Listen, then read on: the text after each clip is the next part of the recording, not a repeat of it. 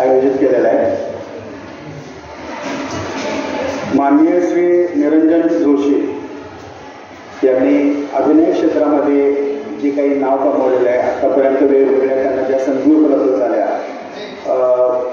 या कलाकारांनी या अभिनेत्यांचं आपल्या विद्यालयातर्फे मी सर्वप्रथम स्वागत करतो।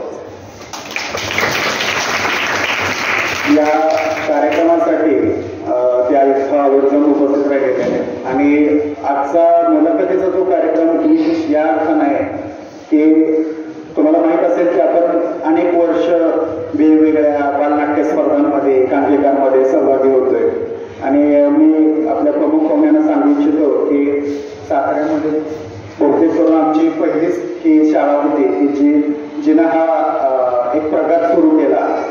राज्य नाट्य किंवा राज्य बालनाट्य स्पर्धा ज्या असतात सांस्कृतिक कार्य संचालनालयामार्फत, तर त्यामध्ये पुण्याला भरतनाट्य मंदिर किंवा यशवंतराव चव्हाण कोथरूडला या नाट्यगृहांमध्ये जाऊन परफॉर्मन्स करण्याचा जो काही इथल्या ग्रामीण भागातल्या मुलांचा जो प्रयत्न आहे तर तो नेहमीच यशस्वी ठरलेला आहे। आणि फक्त केवळ लोकमंगल हायस्कूल MIDCच नाही तर लोकमंगल हायस्कूल नागेवाडी आणि लोकमंगल हायस्कूल गेंडामाळ या तिन्ही शाळेतून आपले दरवर्षी 3 बालनाट्य राज्य बालनाट्य स्पर्धेसाठी जातात।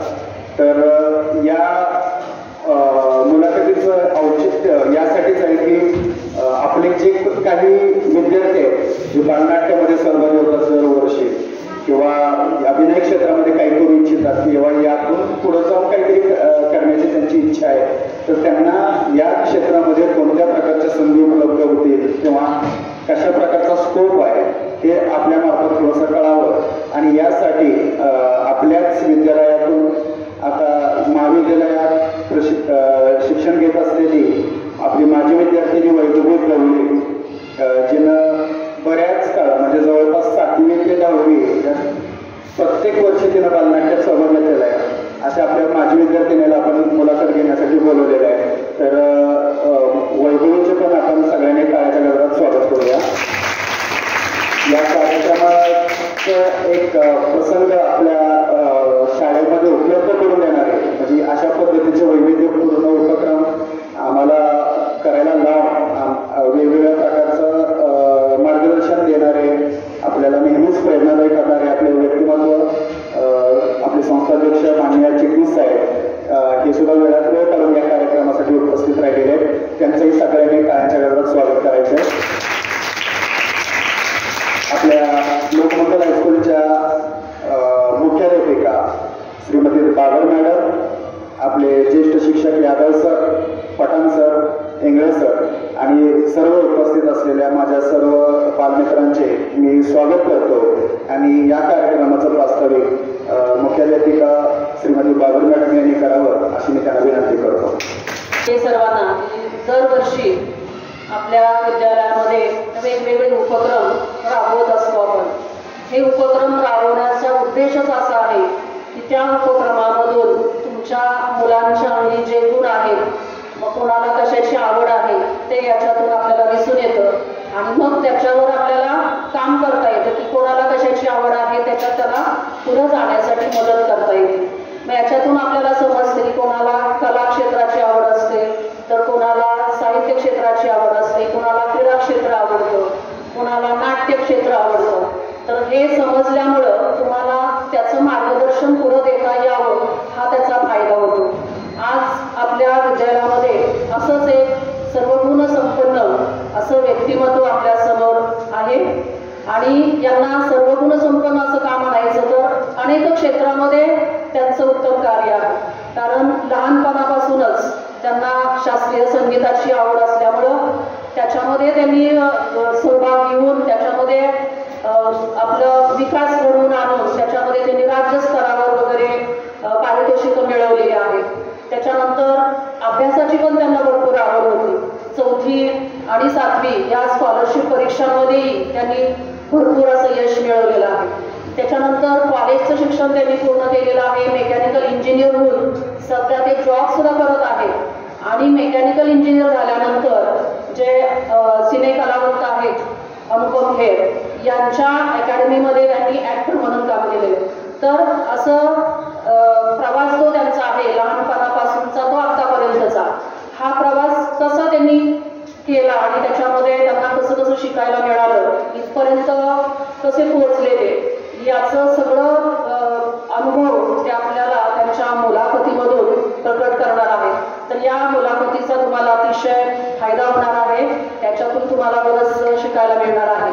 तर त्यांची ही मुलाखत घेण्यासाठी वैभवी आपल्या विद्यालयाची माजी विद्यार्थिनी या ठिकाणी उपस्थित आहे. तर प्रथमतः मी निरंजन जोशी यांचं विद्यालयाच्या आणि संस्थेच्या वतीनं मनपूर्वक स्वागत करते आणि वैभवी या विद्यार्थिनीचंही स्वागत करते. तसेच आपल्या विद्यालयामध्ये उपस्थित असलेले ज्येष्ठ शिक्षक Yadav sir, Waikar sir, Pathan sir, Ingale sir या सर्वांचं मी या ठिकाणी मनपूर्वक स्वागत करते आणि त्यांचं स्वागत आपण एक पुस्तक आणि गुलाबपुष्प आणि श्रीफळ घेऊन करणार आहोत, शाल घेऊन करणार आहोत. तर मी माननीय चिटणीस साहेबांना विनंती करतो की त्यांनी निरंजन जोशी यांचं स्वागत करावं.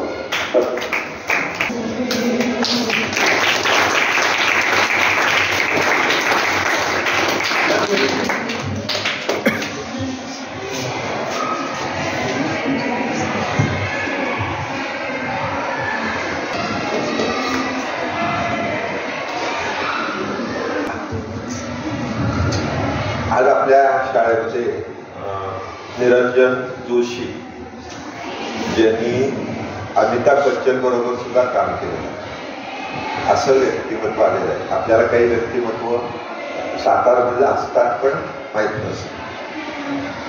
पण त्याहीपेक्षा त्यांच्या आई कन्या शाळेमध्ये वाईमध्ये शिक्षिका आहेत. त्यांच्या वडिलांचं मेडिकलचं नाक्यावर दुकान आहे. त्यांच्या वडिलांचे मोठे भाऊ ते माझ्या भावाचे मित्र होते, भाऊ आणि एक 8 दिवसापूर्वी सगळ्यांनी लक्ष देतात 10 बसायचं. आज तुम्हाला छानपैकी काही ऐकायला मिळणार आहे म्हणतो. तर 8 दिवसापूर्वी ते आपल्या दिग्दर्शक हॉलमध्ये आले. कशासाठी आले होते?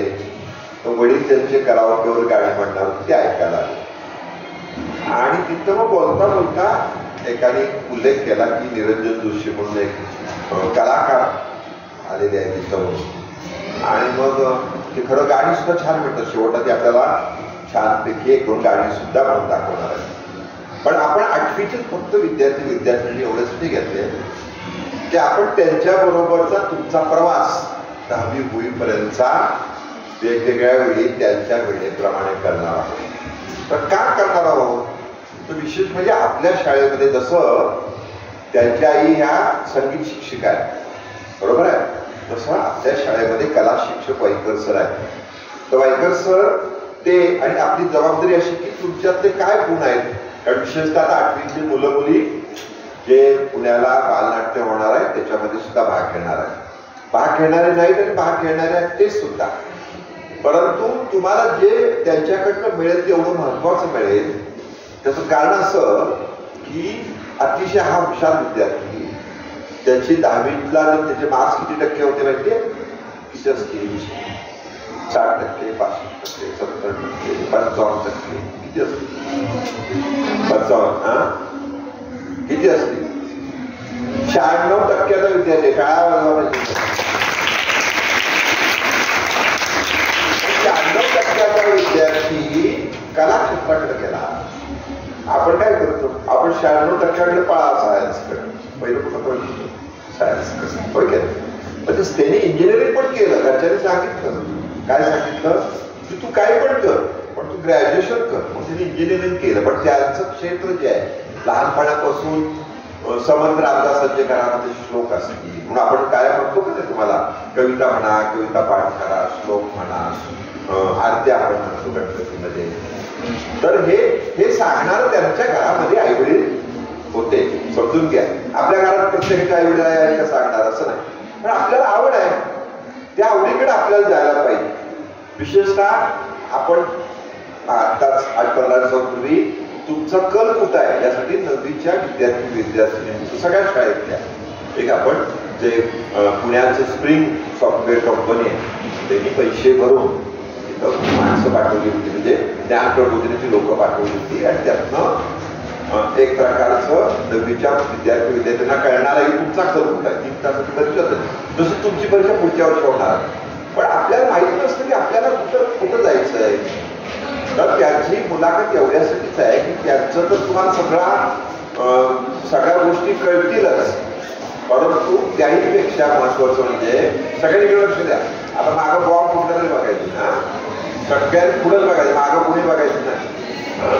असं ते करतात कलाकार म्हणून मोठे होतात. आलं का तुमच्याला? त्यांच्या सेटवर सगळं चालू असतं, तर त्यांचं लक्ष कुठं असतं? फक्त ते मागाशी उदाहरण दिलं की एका कलाकाराला सांगितलं दिग्दर्शकांनी तुला अशी खूप केली डोळ्यातलं पाणी आलं पाहिजे आणि आलं पाणी त्या कलाकाराला, तर ते तिकडे बघत नाही. हे शिकायचं असतं आपल्याला. तर आता मी यात बोलणार नाही, परंतु त्याच्यावर मी अर्धाच बोलेल एवढं तर मला माहिती कळत झाली. परंतु एवढं मोठं व्यक्तिमत्व आपल्याला मिळतं, म्हणजे आपल्याला समजा त्यांच्या लेवलचा माणूस पुण्या मुंबईवरून आणायचं होतं, किती मस्का मारायला लागेल, त्याला गाडी द्यायला लागेल, त्याला घोडा द्यायला लागेल, त्याला पैसे द्यायला लागतील, राहायची सोय करावी लागेल, त्याला आणखी कुठं वशिला लावायला लागेल. तर बघतो का नाही? आणि आपल्या इथं जर तुम्ही आले त्यांना असं वाटतं, काय वाटतं, आपल्या इथली मंडळी मोठी झाली पाहिजे, त्याच्यावर त्याची मैत्रीण जी आहे त्याचा अजय देवगण बरोबर काम करते, अगदी अक्षय कुमार बरोबर काम करते, तुमचा मैत्रीण होईल की नाही त्याच्याबरोबर? मी चिठ्ठी दिली की लगेच तुम्हाला मदत करेल, चांगलं काय करणार असं करेल का नाही? तर असं एवढं मोठं व्यक्तिमत्व आपल्या शाळेत आले. पुढे आपण छान कार्यक्रम पण करणार आहे. आता नागेवाडीतून आलो आम्ही. नागेवाडीमध्ये संगीताचा कार्यक्रम आता ते त्यांची आई, त्यांचे वडील, दौलत खंड जोडे, आपले मामुलकर मामा पाटील असा आपण करणार आहोत. आपल्याकडे पण आपण करू, परंतु आता त्यांची जी मुलाखत होती ती छानपैकी तुम्ही ऐका अशी तुम्हाला विनंती करेन. विशेषतः आपल्या शाळेच्या नवीन मुख्याध्यापिका बाबर मॅडम, आपल्या शाळेचे उपमुख्याध्यापक यादव सर, वाईकर सर आणि आपली वैभवी खास मुलाखत घ्यायला आलेली आहे. मला माहिती तिचं अजून नाटकात काम करणं चालू असेलच बहुतेक आहे. ती सुद्धा तुमची शेडगेसारखं पुढे जाण्याचा प्रयत्न करते. आपण एकच उदाहरण त्यांना देईन की आमच्या शाळेमध्ये हिस्सा होते 5वीचाच वर्ग होता ना, का 6वीचा? 5वीचा वर्ग होता आणि आम्ही नाट्य शिकत घेतलो. आपली नाट्यपरिषद होती आणि त्या वर्गामध्ये शिपाई सांगायला गेला की ज्यांना नाटकात आवड आहे त्यांनी या पलीकडं. तर त्याच वेळेला यांनी वर्गामध्ये ग्रपाट सांगितलं होता आणि करून आणायला, आणि विद्यार्थ्यांनी सांगितलं होतं काळा व्हायला दाखवा. तर त्याची तृप्ती शेळकेची मुलगी होती आणि ती मैत्रीण, तिने काय ग्रपाट केलेला नव्हता आणि तेवढ्यात तो शिपाई झाला एक होती. तिला वाटतं आता सरांचा राग असेल आपल्यावर, पण तिने लगेच हात वर केला. तिने नाटकात कधी काम केलं नाही, तिने काय नाही, कधी काय नाही. आणि ते तिची मैत्रीण पलीकडच्या वर्गात गेले आणि त्या दिवसभराच्या सगळ्या एकंदरीत प्रॅक्टिसमध्ये आणि काय काय प्रयोग करून घेतात, त्याच्यात ती सिलेक्ट झाली.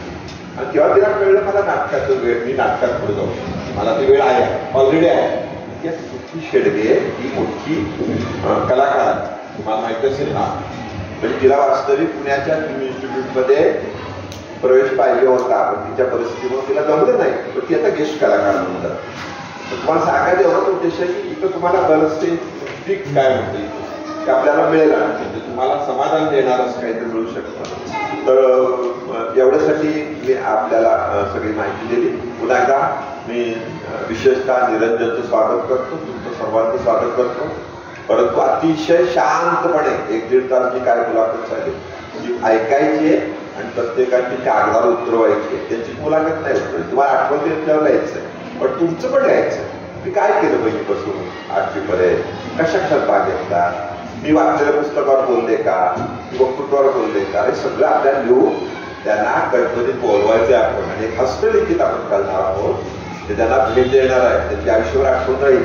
मी या शाळेमध्ये मुलाखत केली आणि मला काय काय मिळालं त्यात माहिती मिळाली, असा आपल्याला प्रयोग करायचा आहे. तो पुन्हा एकदा सर्वांचं मी स्वागत करतो. धन्यवाद धन्यवाद. दोघांचं लोकांचा तुम्ही उभा करा शूटिंग चालू असतं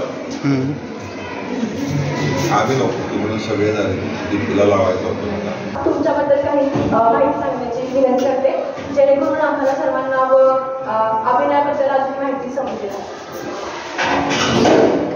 सगळ्यात पहिल्यांदा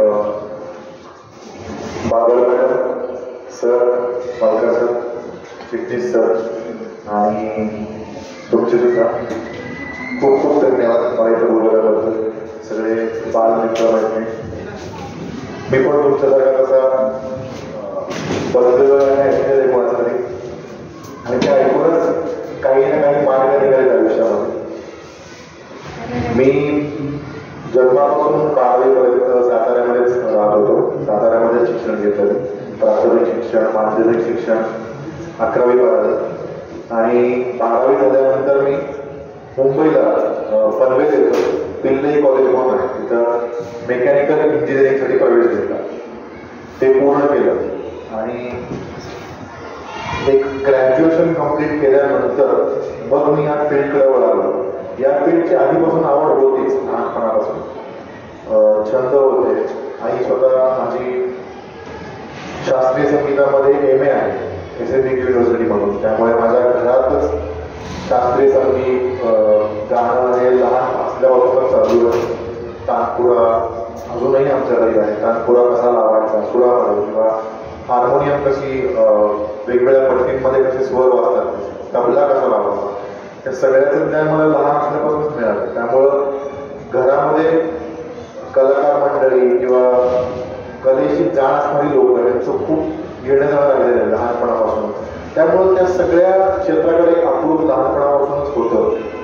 पण तो जो छंद होता त्या छंदाला आपलं करिअर बनवणं ही खूप मोठी प्रोसेस असते. तर त्या प्रोसेसला मी कॉलेज संपल्यानंतर पोहोचलो. म्हणजे मी असा निर्णय घेतला माझ्या घरी सरांनी सांगितल्याप्रमाणे माझ्या घरी मला असं सांगण्यात आलं की तुला कुठल्याही क्षेत्रामध्ये काम करायचं असेल तर तू जरूर कर फक्त शिक्षण पूर्ण करू कर. कारण शिक्षणामुळं तुमच्याकडे बॅकअप राहतो आणि शिक्षणामुळे आपला मेंदू विकसित होतो आपलं डोकं विकसित होतं. आपल्याला वेगवेगळ्या पद्धतीनं वेगवेगळ्या लोकांसाठी कसा विचार करायचा आपल्या मेंदूची सगळे दरवाजे खुले होते. त्यामुळे मी ते शिक्षण पूर्ण केलं आणि मग मी या क्षेत्रामध्ये वळलो आणि आता या क्षेत्रामध्ये माझं जवळजवळ 7-8 वर्ष झाली मी काम करतोय आणि चालू आहे.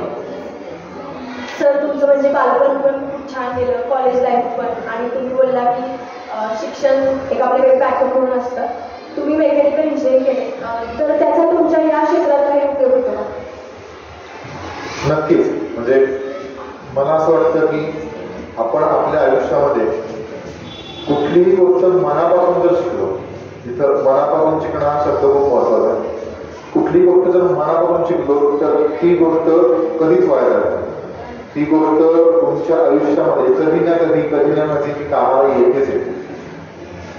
मी जे 4 वर्ष माझं कॉलेज झालं इंजिनिअरिंग शिकलो मेकॅनिकल इंजिनियर झालो. इंजिनिअरिंग करत असताना मेकॅनिकलमध्ये खूप वेगवेगळे विषय असतात. Theory of machine strength of materials किंवा मशीनचे बॉडी पार्ट्स किंवा ऑटोमोटिव्ह बॉडी पार्ट्स किंवा व्हायब्रेशन असं वेगवेगळे विषय असतात. त्या वेगवेगळ्या विषयांमध्ये वेगवेगळे थेरम्स असतात वेगवेगळी प्रमेय असतात. ती प्रमेय सिद्ध करताना आपण ती प्रमेय किती वेगवेगळ्या पद्धतीनं सिद्ध करू शकतो ह्याचं नॉलेज कॉलेज सुरू असताना जे मिळालं. त्यामुळं बाहेरच्या जगामध्ये सुद्धा आपण कसं वावरायचं बाहेरच्या जगामध्ये एखाद्याने मला कुठला प्रश्न विचारला तर मी त्याला माफक आणि समर्पक कसं उत्तर देईल ह्याला खूप महत्व आहे. तर त्या सगळ्या गोष्टी ह्या शिकण्यामुळेच येतात असं मला वाटतं.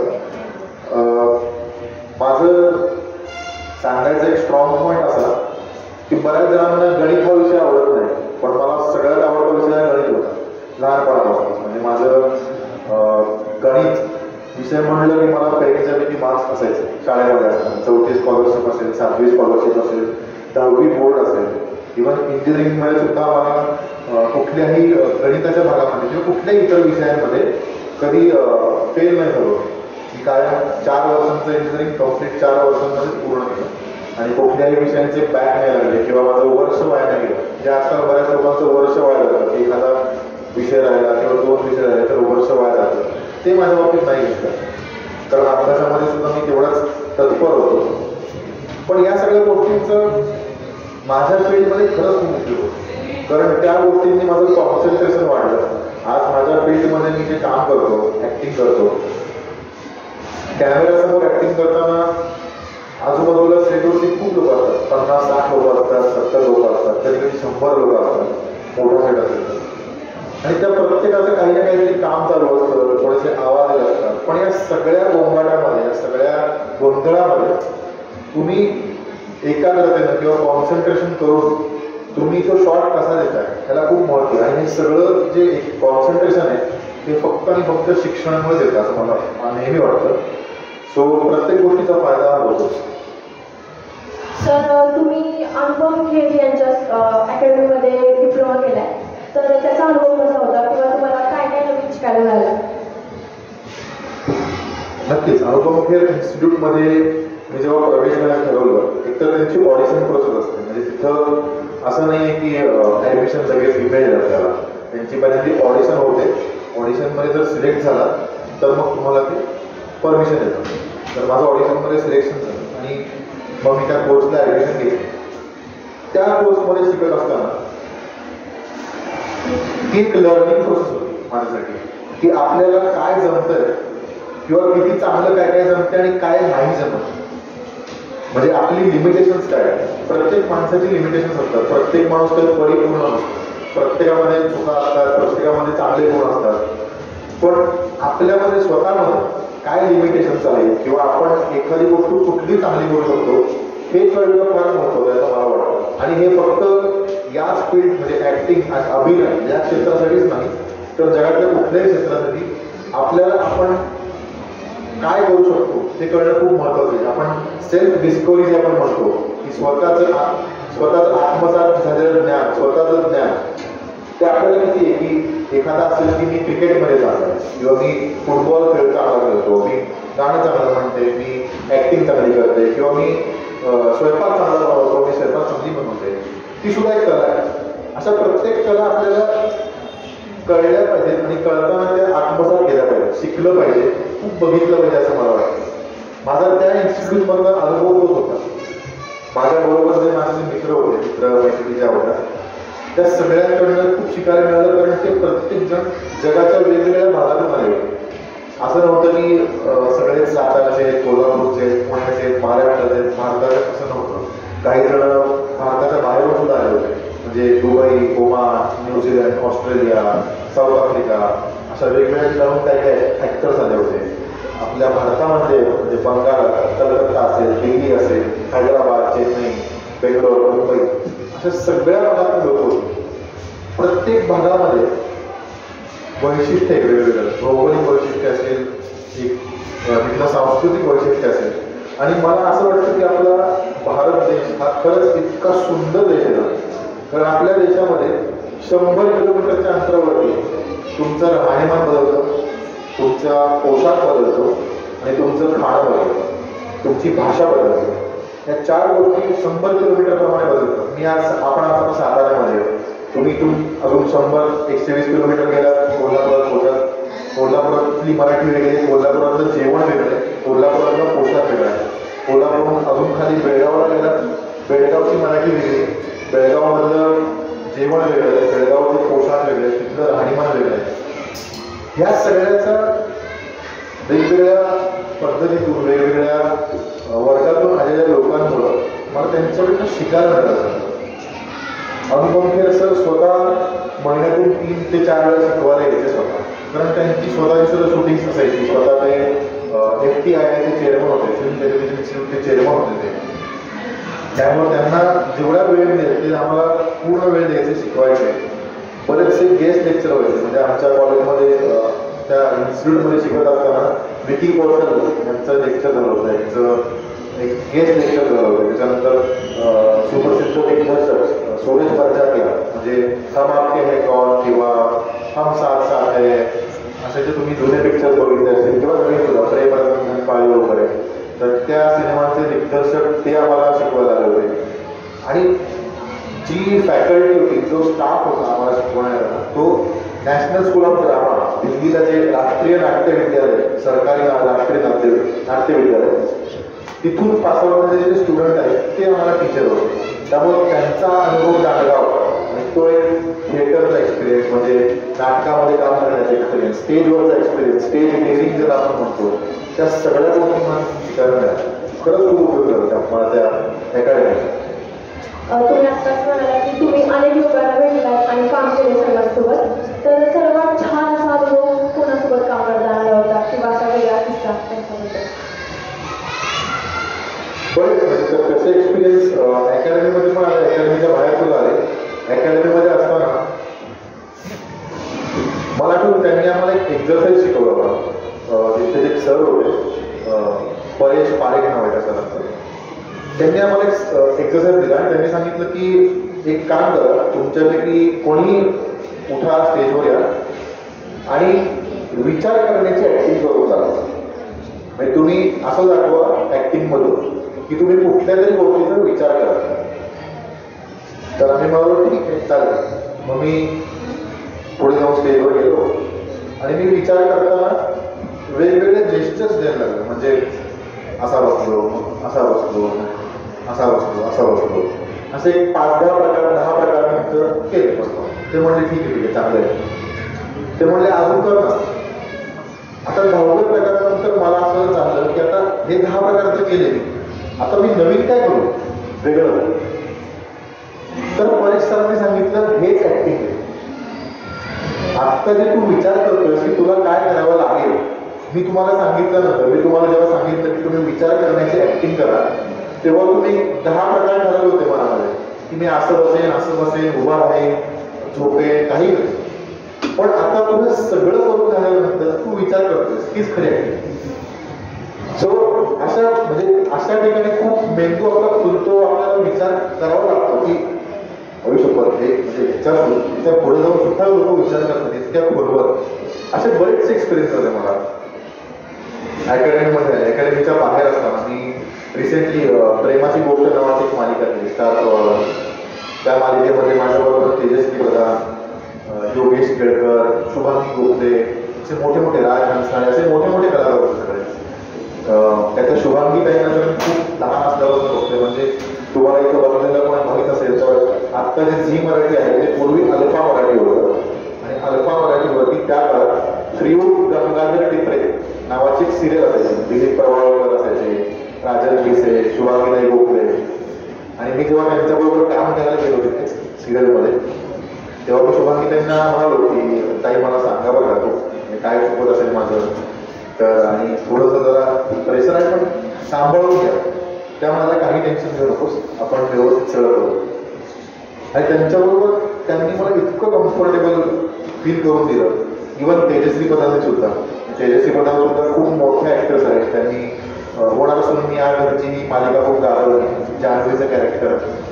आणि त्यांनी सुद्धा खूप सांभाळून घेतलं, त्यांनी सुद्धा खूप कम्फर्टेबल केलं स्वतः समोरच्याला. कारण काय होतं, तुम्ही जितक्या मोठ्या मोठ्या माणसांच्या सानिध्यामध्ये जाता ना, तेव्हा आपल्याला असं वाटतं की आपण स्टार्स्ट्रक होतो, आपण काही बोलू शकत नाही.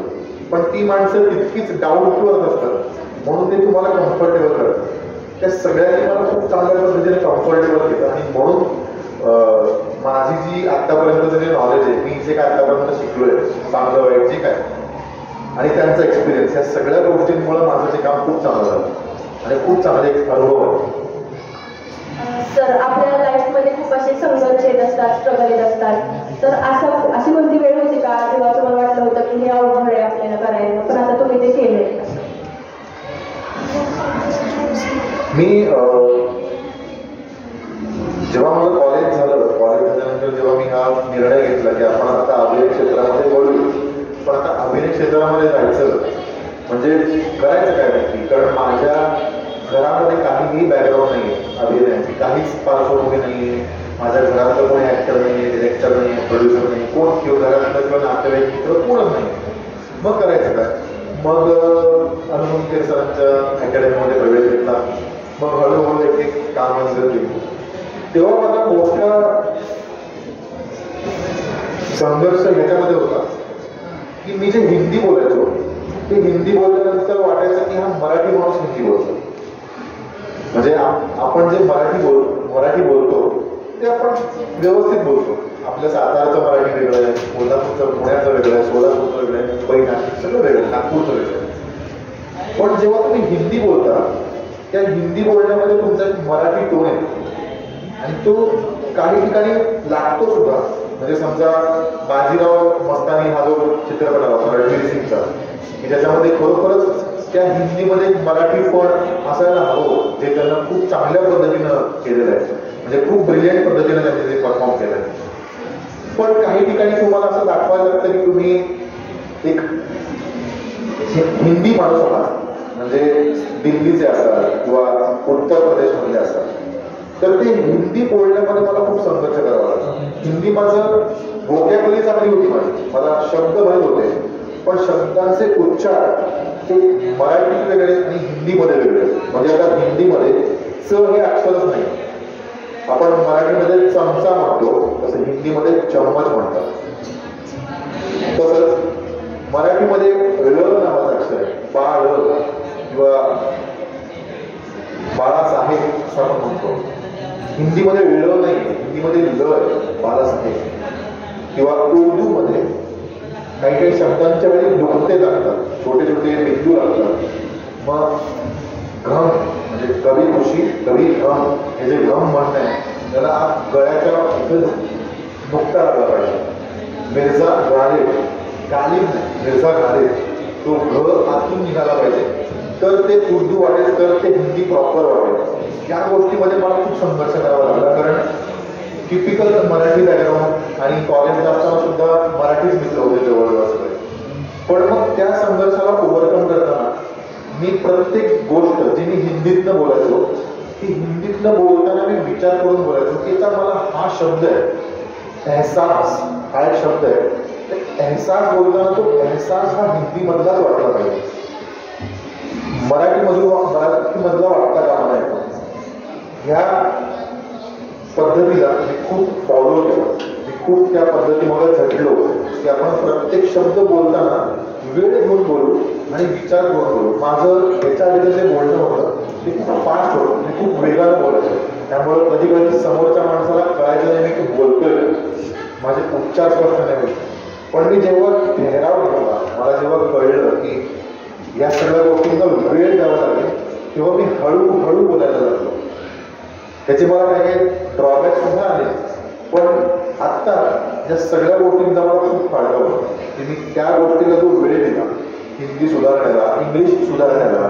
इंग्लिश येणं सुद्धा आजकालच्या जगामध्ये खूप इम्पॉर्टंट असेल की तुम्हाला जगात भारताबाहेर कुठेही गेलं तरी तुम्हाला इंग्लिशच बोलायला लागणार, त्याला काही दुसरा पर्याय नाही.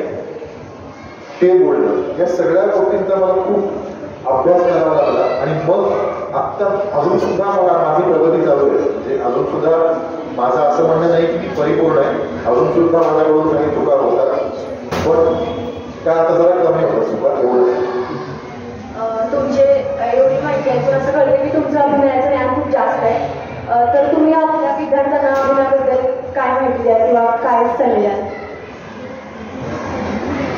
अभिनय मला असं वाटतं, मी परत तेच म्हणतो की आपल्याला स्वतःला ओळखणं हे गरजेचं आहे. मला वाटतं म्हणजे आपण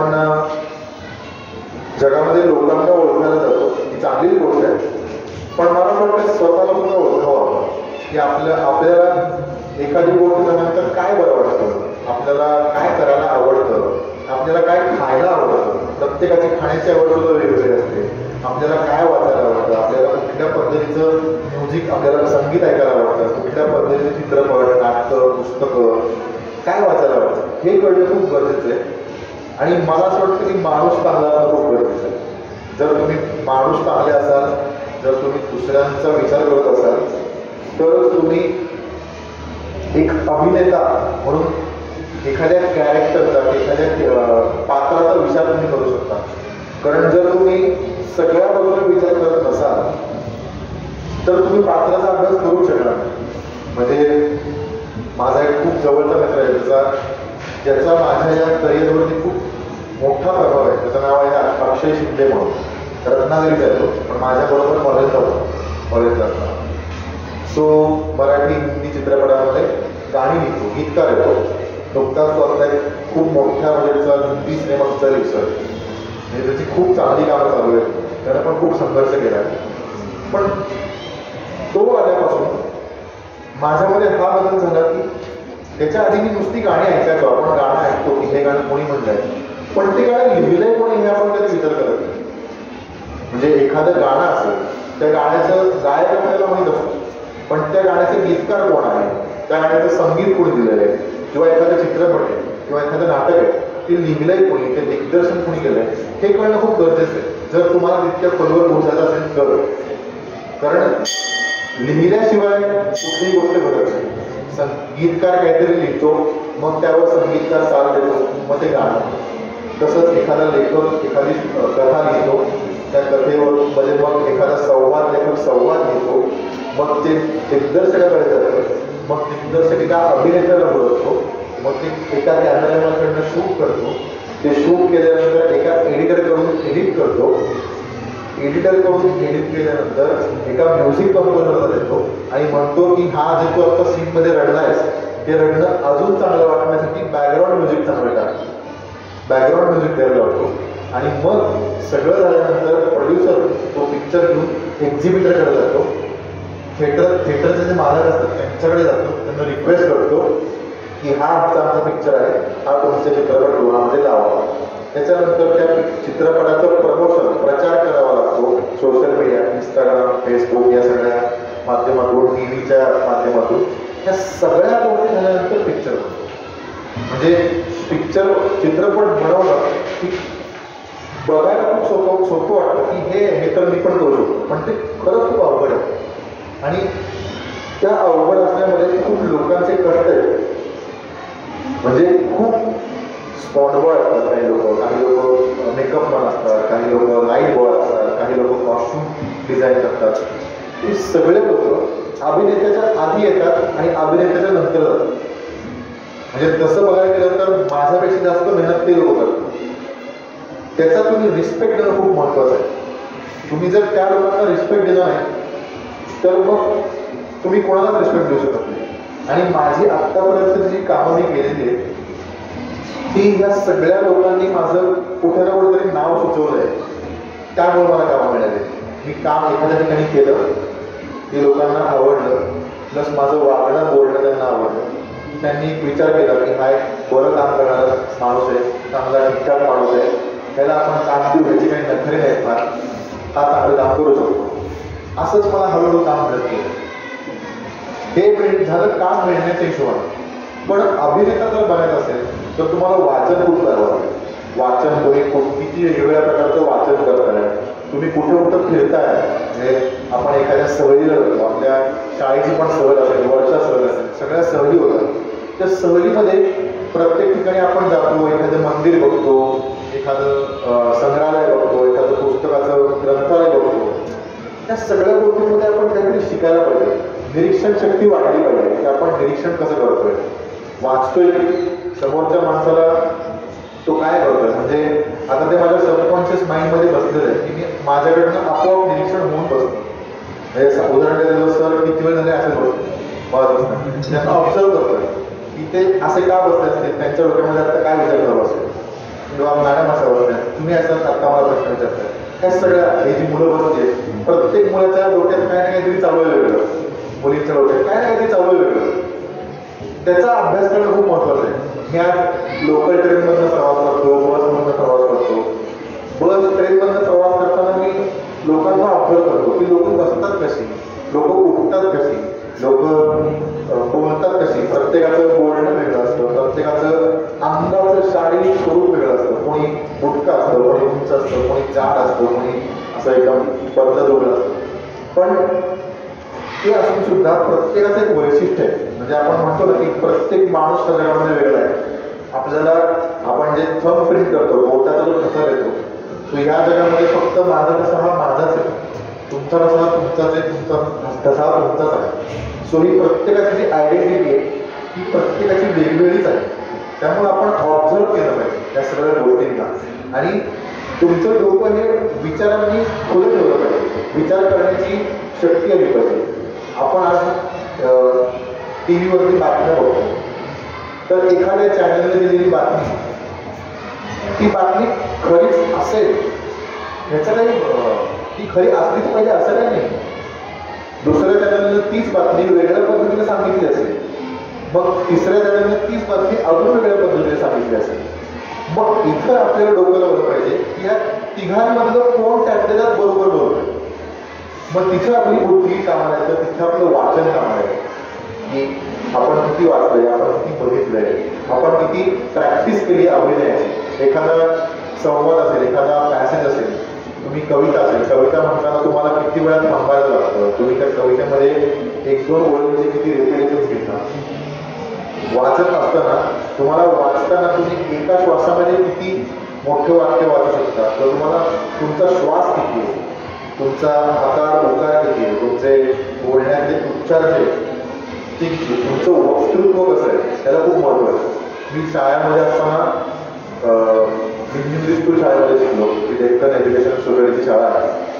तिचे संस्थापक होते लोकमान्य टिळक. लोकमान्य टिळकांची 1 ऑगस्टला पुण्यतिथी असते आणि 1 ऑगस्टला प्रत्येक 1 ऑगस्टला मी शाळेमध्ये असताना लोकमान्य टिळकांवरती भाषण करायचो की त्यांचं चरित्र आणि त्या प्रत्येक वर्षी मला पहिला दुसरा असा नंबर मिळायचा. त्याच्यानंतर गीता पठण त्या स्पर्धेमध्ये भाग घेतो. माझा गीतेचा 18वा अध्याय पूर्ण काढायचा. मनाचे श्लोक म्हणायचो, रामदास स्वामींचे मनाचे श्लोक जे आहे. माझी आई, माझ्या आईनं सातारा आकाशवाणीवरती मनाचे श्लोक रेकॉर्ड केले होते आणि दररोज सकाळी 6 वाजता माझ्या आईचा एक श्लोक मनाचा श्लोक लागायचा आकाशवाणीवर.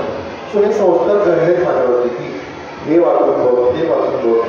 मला असं वाटतं या सगळ्यांमधून एक अभिनेता घडू शकतो. आणि तुमच्या आयुष्यामध्ये, तुमच्या लाईफमध्ये तुम्ही किती वेगवेगळ्या पद्धतींना कसे सामोरे जाता याला सुद्धा खूप महत्त्व आहे. तुमच्या सुखदुःखांमध्ये तुम्ही तुमच्याकडे खूप सुख आलं तर सुखामध्ये बोलून पण जाता उपयोग नाही आणि खूप मोठं दुःख आलं तर त्याच्यामध्ये डिफरन्स सुद्धा पण राहणार. तुम्हाला एक तो बॅलन्स ठेवला पाहिजे. तर मला असं वाटतं ह्या सगळ्या गोष्टी खूप इम्पॉर्टंट आहे. तुमचं शरीर खूप इम्पॉर्टंट आहे. तुम्ही किती चांगला व्यायाम करताय, व्यायामाला किती महत्त्व देत आहे. तुम्ही सकाळी किती वाजता उठता, रात्री किती वाजता झोपता, तुमचं दिवसभरामध्ये तुम्ही काय खाता, काय बोलता, या सगळ्या गोष्टींचं खूप महत्त्व आहे. आणि अशा बऱ्याचशा गोष्टी मिळून एक अभिनेता बनतो. सर, संपूर्ण मुलाखत खूपच छान होती आणि अभिनयाबरोबरच माणूस कसा असावा हे आम्हाला समजलं. तसंच या मुलाखतीचा अभिनय आवडणाऱ्या किंवा अभिनयात येऊ इच्छिणाऱ्या सर्वांनाच फायदा होईल असं मला वाटतं. शेवटची इच्छा म्हणजे की तुम्ही सादरीकरण करावं, गायन किंवा काही तुम्हाला जेव्हा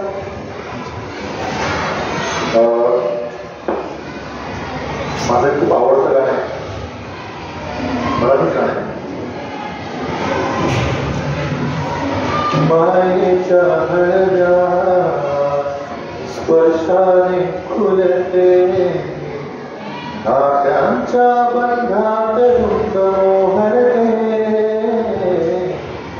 मायेच्या हळव्या स्पर्शाने खुलते, नात्यांच्या बंधात धुंद मोहरते.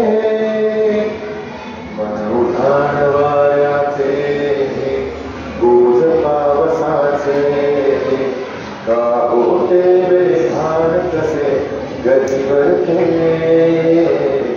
मन उधाण वाऱ्याचे, गुज पावसाचे, का होते बेभान कसे गतीवरते.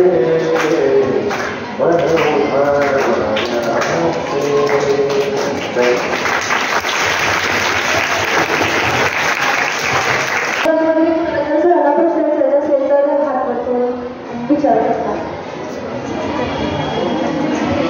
इन्स्टिट्यूटमध्ये मी ज्यावेळेस शिकलो 2017 साली, तेव्हा त्यांचं 2 लाख एवढे अमाऊंट होतं. साधारण 3.5-4 महिन्यांचा कोर्स होता आणि त्या कोर्समध्ये दररोज कोर्स पूर्ण असायचा, सोमवार ते शनिवार पूर्ण. आणि त्या कोर्समध्ये पहिल्या महिन्यामध्ये त्यांचं स्ट्रक्चर होतं की पहिल्या महिन्यात दिवसाचा पहिला तास ते तुम्हाला योगासनं शिकवणार. कारण योगासन शिकण्याचं महत्त्व आहे, एकतर शारीरिक महत्त्व आहे, पण योगासनामुळे तुमचं अंग खुलतं असतं, तुम्हाला मुवमेंट्स कळतात, तुम्हाला तुमचं ब्रेन रेडी होतो तुमच्या कामासाठी, तुमचा श्वास तुम्हाला कसा घ्यायचा आहे ॲक्टिंग करताना ते कळतं योगासन आहे. असा पहिला तास पहिल्या महिन्यात झाला. त्याच्यानंतर 2 तास परत ॲक्टिंगवरचे लेक्चर्स, मग त्याच्यामध्ये आम्ही काही करू दाखवतो ते आम्हाला काही सांगायचे. परत आपण 2 तास असं दिवसभर आम्हाला त्यात करायचा. दुसऱ्या महिन्यामध्ये त्याच पहिल्या तासामध्ये डान्स होता. कारण योगासन शिकल्यानंतर तुम्हाला मुवमेंट्स कशा करायच्या त्या कळतात आणि डान्समुळं तुम्हाला तुमचं शरीर हे फ्लेक्झिबल होतं. कारण ॲक्टिंग करताना फ्लेक्झिबल असलं पाहिजे. तुम्हाला कुठेही चालता आलं पाहिजे, तुम्हाला कुठं पळता आलं पाहिजे. तर त्यासाठी डान्स शिकवला दुसऱ्या महिन्यात. तिसऱ्या महिन्यानंतर त्यांनी 1.5 महिना आम्हाला पहिल्या तासामध्ये मार्शल आर्ट्स शिकवलं. मार्शल आर्टमध्ये कराटे किंवा बॉक्सिंग किंवा जुडो. कराटेमधला दुसरा एक प्रकार आहे जुडो. तर तो कसा करायचा, तुमची बॉडी कशी, तुम्हाला एखादा ॲक्शन सिक्वेन्स आला, तुम्हाला एखाद्या ॲक्शन चित्रपट आला की तुम्हाला त्यामध्ये खूप मारामारी करायची आणि खूप इकडनं उडी मारायची तिकडनं उडी मारायची, तुम्हाला हार्नेस लावला आहे, ह्या सगळ्या गोष्टी कशा करायच्या त्यांचं त्यांनी आम्हाला ज्ञान दिलं. आणि 3 महिन्यानंतर 3.5 महिन्यानंतर तो कोर्स कम्प्लीट करा. असं ते पूर्ण कष्ट होतं कोर्स. दोन हो. एवढा एकच कोर्स आहे का वेगळं काय? त्याच्यामध्ये डिप्लोमा कोर्स होता जो मी केला, तो फुल टाईम डिप्लोमा कोर्स होता. त्याच्यामध्ये पार्ट टाईम कोर्स सुद्धा आहे. म्हणजे काही जण जे जॉब करतात किंवा जॉब करताना त्यांना असं वाटतं की दिवसभराचा वेळ नाही, संध्याकाळी वेळ जॉब करतात, मग ते पार्ट टाईम जॉब करतात. त्याच्यात पार्ट टाईम कोर्स एक आहे, वीकेंड कोर्स आहे. काही जणांना सोमवार शुक्रवार वेळ नसतो, ते म्हणतात आम्हाला शनिवार रविवारच वेळ आहे. ठीक आहे, शनिवार रविवार करा. असे 3-4 प्रकारचे कोर्सेस आहेत. मी जो केला तो डिप्लोमा कोर्स, फुल टाईम डिप्लोमा कोर्स. अभिगम केअरशिवाय दुसरं कुठल्याला ट्राय केलं होतं? विस्लिंग वगैरे विस्लिंगला ट्राय केलं होतं, पण त्यांचं जरा फी स्ट्रक्चर खूप जास्त होतं. म्हणजे जे माझ्या बजेटमध्ये बसत नव्हतं, त्यामुळे मी अनुभव केलं. आणि अनुभव केल्यानंतर एक दुसरा एक होता, माझी ऑलरेडी तिथे एक मैत्रीण सुद्धा होती, माझ्या कॉलेजला असताना टीचर सुद्धा होती. सो मी तिला विचारलं की कसं आहे, काय आहे, स्वरूप काय आहे, चांगला काही फायदा आहे का, उपयोग आहे का. ती म्हणली की आहे, चांगला उपयोग आहे, चांगला फायदा आहे, तू करून बघ. आणि हा कोर्स 3-3.5 महिन्याचा आहे ह्यासाठी की 3.5-4 महिन्यामध्ये तुम्हाला अंदाज येतो तुम्ही हे करू शकता. म्हणजे आत्ता माझ्या बरोबरचे जे मित्र होते माझ्या अकॅडमीमध्ये, ते सगळेच या फील्डमध्ये अजून कारण काम करत नाही. मोजून आम्ही 3 ते 5 जणच काम करतो. कारण आम्हाला 3 ते 5 जणांनाच कळालं की आपण ह्याच्यामध्ये काहीतरी करू शकतो. बाकीचे जे होते ते परत त्यांच्या घरी गेले, कोण जॉब करतंय, कोणी कुटुंबाचा व्यवसाय करतंय किंवा दुसरं कोणी काही इतर काही बिझनेस करतात, नोकरी करतात, सगळं करतात. पण या फील्डमध्ये शिकून आलेले लोक 3 ते 4 आहेत. त्या 3 महिन्यांमध्ये ते कळणं खूप महत्त्वाचं आहे. म्हणून तो 3 महिन्यांचा कोर्स आहे. तुम्हाला एक बॅकग्राऊंड यावे की हे फील्ड असं आहे, तुम्हाला जमत आहे का, जमत असेल तर प्लीज या, बी वेलकम.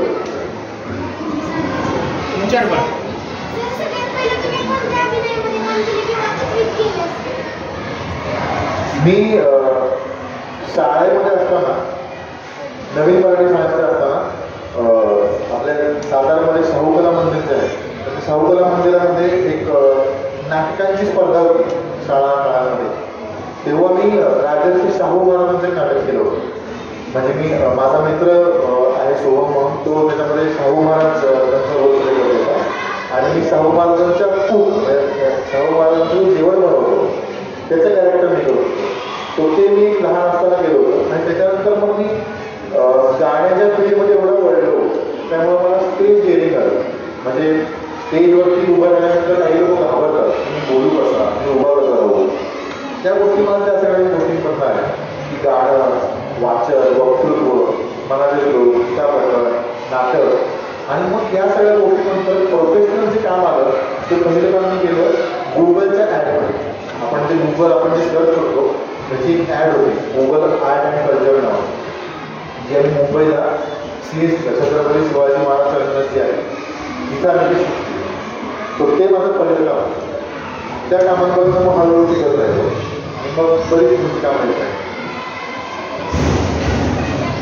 अजून कोणाला काय विचारायचं का? फुडमिसे हां विचार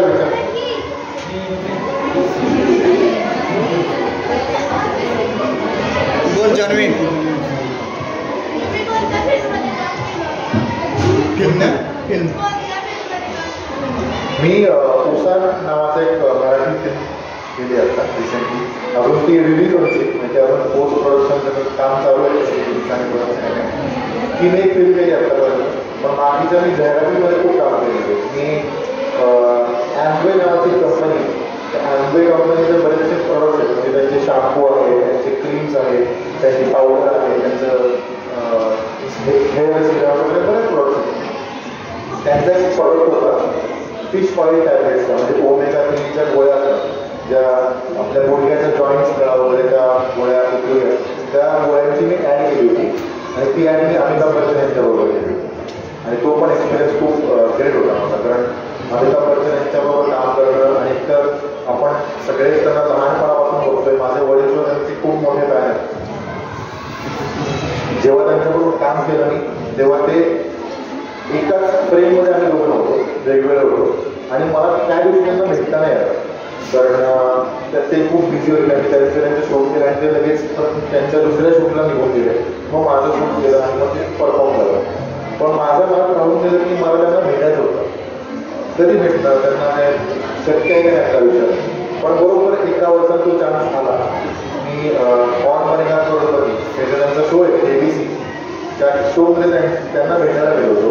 तेव्हा त्यांची आणि माझी फॅमिली भेट झाली. तेव्हा बोलणं झालं आणि असेच खूप चांगले एक्सपिरियन्स झाले. शाहरुख खान बरोबर सुद्धा मी त्यांना सुद्धा भेटलो.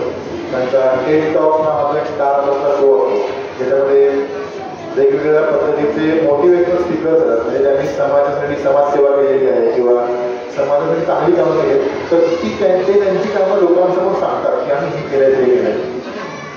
मोटिवेशनल स्पीकर जेव्हा येतात, वक्ते जेव्हा येतात तेव्हा त्यांनी खरंच खूप चांगली कामं केली. पण चांगली कामं करून सुद्धा जेव्हा समोर शाहरुख खान एवढा मोठा ॲक्टर बसलेला आहे त्यांना ते बघून आणि बोलताना थोडंसं त्यांना कसं बोलायचं कळत नाही. मग ते उठले, शाहरुख खान स्वतः उठले. त्यांनी स्वतः त्यांना विचारलं की तुम्ही कम्फर्टेबल आहात का, तुम्हाला काही त्रास होतोय का, काही अडचण नाही, काही टेन्शन घेऊ नका, तुम्हाला पाणी हवंय का, मी तुम्हाला पाणी देतो. सो त्यांनी सगळं हे माझ्यासमोर केलं. वास्तविक पाहता त्यांना स्वतः नाही करायची काही गरज नव्हती. पण ते आज इतक्या मोठ्या पोझिशनला अजून सुद्धा ते इतके डाऊन टू अर्थ. मला असं वाटतं की ते डाऊन टू अर्थ हा खूप महत्त्वाचं आहे. आणि त्यांचे आज हात आकाशात आहेत पण त्यांचे पाय जमिनीवर आहेत. त्यामुळे सगळ्या गोष्टी घडतात आणि म्हणून ही लोक आज त्या पदावरती आहेत. कोणी असेल अजून कोण आहे का? अरुण नरवणे करून टाकले. अरुण नरवणे, त्याच्यानंतर तेजस्वी प्रधान, सुभाष गोखले, योगेश केळकर, प्रसन्न केतकर, त्याच्यानंतर शिवराज निकम, उर्मिला दत्ता, ऋषी सक्सेना, रिचा अग्निहोत्री, अमिताभ बच्चन, हिंदीमध्ये नील गोपाल, मृण्मयी गोडबोले, अतुल कुमार, बऱ्याच मोठ्या मोठ्या लोकांना हिंदी आणि मराठी दोन्हीमध्ये बऱ्याच लोकांना काम केले. खूप कष्ट करतात, खूप कष्ट करतात आणि खूप डाऊन टू अर्थ आहे आणि खूप डेडिकेशननी काम करतात. आज इतक्या वयात सुद्धा म्हणजे मला खरंच मी जेव्हा अमिताभ बच्चनांना भेटायला गेलो फॉर्ममध्ये प्रोडक्शनच्या सेटवरती, आज त्यांचं 82 वय. 82व्या वर्षाला ते स्वतः कार्यक्रमाची एंट्री करताना स्वतः पळत येतात. या वयाला म्हणजे बऱ्याच लोकांना या वेळेला चालता सुद्धा येत नाही. तो माणूस तिथं पळून येऊन काम करतो आणि इतक्या डेडिकेशनने ते काम करतात की एक एक शॉट त्यांच्यासाठी इतका महत्त्वाचा असतो की ते वेळ देऊन करतात. ते असं नाही म्हणत की मी हा शॉट दिला मी आता निघालो असं या स्टेजला जाऊन सुद्धा ते म्हणत नसतील.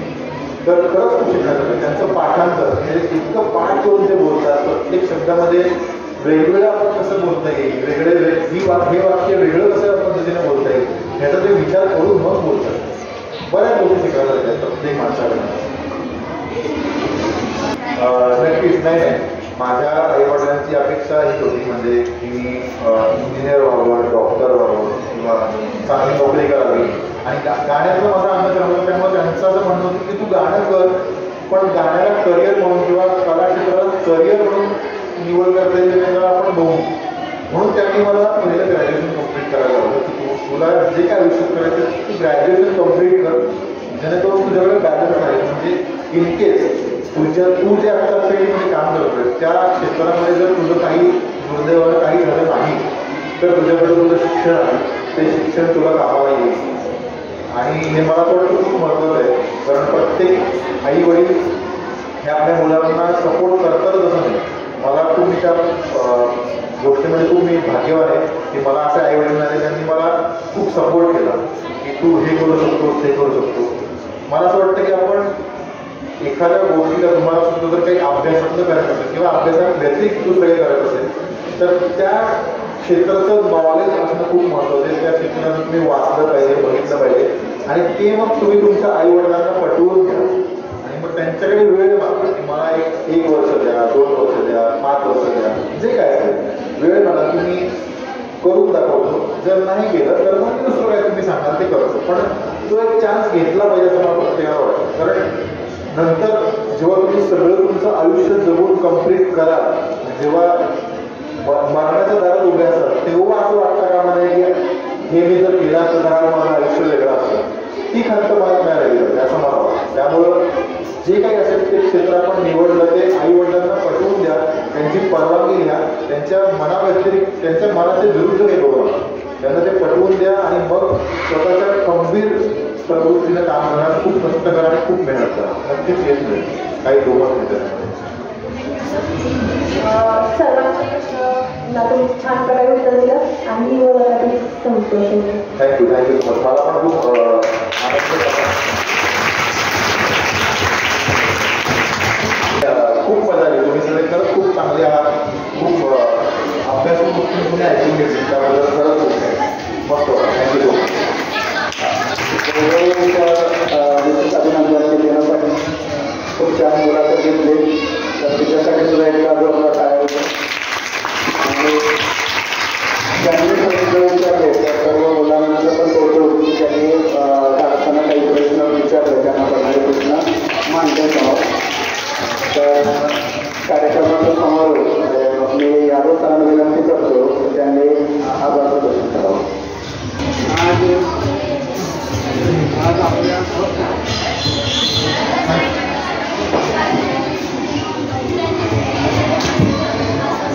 आज आपल्या विद्यालयामध्ये एक मुलाखतीचा कार्यक्रम या ठिकाणी प्रस्तुत झाला. मुलाखत घेणारी ही आपल्या विद्यालयाची विद्यार्थी, तिला आपण या विद्यालयामध्ये बऱ्याचदा पाहिलं असेल आणि ज्यांची मुलाखत घेतली असे अभिनेते निरंजन जोशी. गेले 8 झालं आपण या मुलाखतीचा आस्वाद घेतो. त्या दरम्यान आपणाला एक गोष्ट निश्चितपणे जाणून घ्या की जसं APJ अब्दुल कलाम म्हणतात की स्वप्न बघा, पण स्वप्न APJ अब्दुल कलाम स्वप्न बघायला कुठं सांगतात, झोपेची नाही, जागेपणीची स्वप्न बघायला. पण नुसती स्वप्न बघायची नाही तर ती स्वप्न पूर्ण करण्यासाठी झपाटल्यासारखं काम करावं लागतं. आणि त्याचाच पर्यंत खरं बघायला गेलं तर या मुलासाठी कुठलंही ध्येय ठरवणं सोपं असतं, पण त्या ध्येयापर्यंत पोहोचणं तेवढी सोपी गोष्ट आहे. आणि आपल्या या जे मुलाखतीला आज आलेले आहेत निरंजन यांनी सुद्धा ध्येय ठरवलं, पण त्यांनी एक गोष्ट तुम्ही सर्व विद्यार्थ्यांनी नोंद करून ठेवण्याची आहे पहा की त्यांनी ध्येय ठरवलं पण त्याचा पाया म्हणजे जो शिक्षण होतं ते त्यांनी कंप्लीट केलं. म्हणजे तुम्ही छंद जोपासा, पण ते छंदाबरोबर आपलं करिअरच्या दृष्टीनं पाया मजबूत करणं हे आपलं काम आहे. अशा प्रकारचा काहीसा मुलीचा आजच्या मुलाखतीचा होता असं मी समजतो. आजच्या या मुलाखतीच्या निमित्तानं आपल्या विद्यालयामध्ये जे प्रमुख अतिथी उपस्थित झालेले निरंजन जोशी अभिनेते त्यांनी फार मोठ्या मोठ्या कलाकारांच्या बरोबर काम केलेलं आहे आणि खरंच एखाद्या कलाकार म्हणजे की त्याच्याविषयीचे अट्रॅक्शन हे निश्चितपणे आपणाला असतं. तसंच तुम्हाला पण यांच्या बाबतीतलं अट्रॅक्शन आहे आणि त्यांची मुलाखत ऐकल्यानंतर त्यांचा स्ट्रगल आपल्याला कळला. कुठलीही गोष्ट मिळवण्यासाठी किती स्ट्रगल करावा लागतो हे आपल्याला या मुलाखतीतून कळलं. आज ते आवर्जून या ठिकाणी उपस्थित आहे. विद्यालयातर्फे मी त्यांचा आभार मानतो. त्याचबरोबर त्यांची मुलाखत घेणारी आपली माझी विद्यार्थी तिचं सुद्धा मी मनापासून आभार मानतो आणि या सर्व सुवर्ण योग घडवून आणण्याचं ज्याचं श्रेय आपल्या संस्थापक अध्यक्ष श्रीमान चिटणीस साहेब यांना जाते. कारण असे वेगवेगळे प्रयोग आपल्या विद्यालयामध्ये नेहमीच ते राबवत असतात. त्यांना माहीत आहे आपल्या विद्यालयातील विद्यार्थी आणि विद्यार्थिनीमध्ये खूप वेगवेगळे कलागुण गुप्त गुण घडलेले त्याला उजाळा मिळावा या दृष्टीनं असे वेगवेगळे प्रकारचे उपक्रम ते विद्यालयात राबवतात आणि म्हणून त्यांचे सुद्धा मी विशेष आभार मानतो. आणि आजच्या या कार्यक्रमाच्या निमित्तानं आपल्या विद्यालयाच्या मुख्याध्यापिका नूतन मुख्याध्यापिका श्रीमती बाबर मॅडम या स्वतः अतिशय इथे उपस्थित झाल्या त्याबद्दल त्यांचं सुद्धा मी आभार मानतो. त्याचबरोबर पटाणकरांतील इंग्रजकरांतील महोत्सव आता नुकतेच आलेले राहवलं नाही त्यांना इतकी सुंदर मुलाखत झालेली आणि मी मात्र तिकडं म्हणून ते इथं ऐकायला आहे त्यांचं सुद्धा आभार मानतो.